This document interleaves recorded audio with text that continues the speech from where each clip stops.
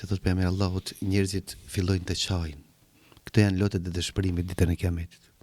A di sa çajin ditën e Kiametit? Ditën e Kiametit çajin derisa thot me pas anije më të mëdha janë do të lundrojshin mbi lotët e dëshpërimit të tyre.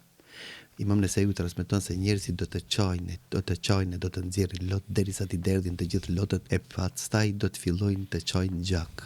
Mirë, po nuk i sjell dobi loti dëshpërimit ditën e Kiametit përderisa syri i tij ka qenë i tharë dhe nuk ka çajt për Allahun Azza wa Jall para se shkonte ai.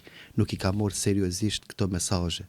Nuk andau pak të veçohet të meditoj rreth ditës së vetmis, rreth ditës së ringjalljes, rreth prezencës para Allahut Azza wa Jall, për shkak se ta qurtosh veten thuash, ndoshta Allahu s'ma ka mundsuar të qëndroj para ti, para krijuesit tan.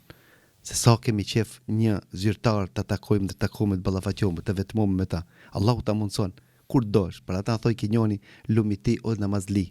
Për shkak se kur do të komunikosh me Zotin tan, vetëm e merr një avdes edhe veçosh me ta kur dosh. Ndërsa zyrtarët për të bën takime duhesh me shumë ndërmjetësime. Te Allahu jote ke pa ndërmjetësim. Lumiti o duaxhi, o ti që i drejtosh me lutje Allahut Azza wa Jall. Lumiti thot vetëm i ngrin durrë te Allahu të ndëgjon.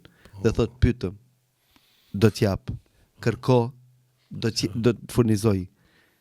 Pendohu që të fali. Pra Allahu të thërret vazhdimisht që ti kthesh Allahut Azza wa Jall.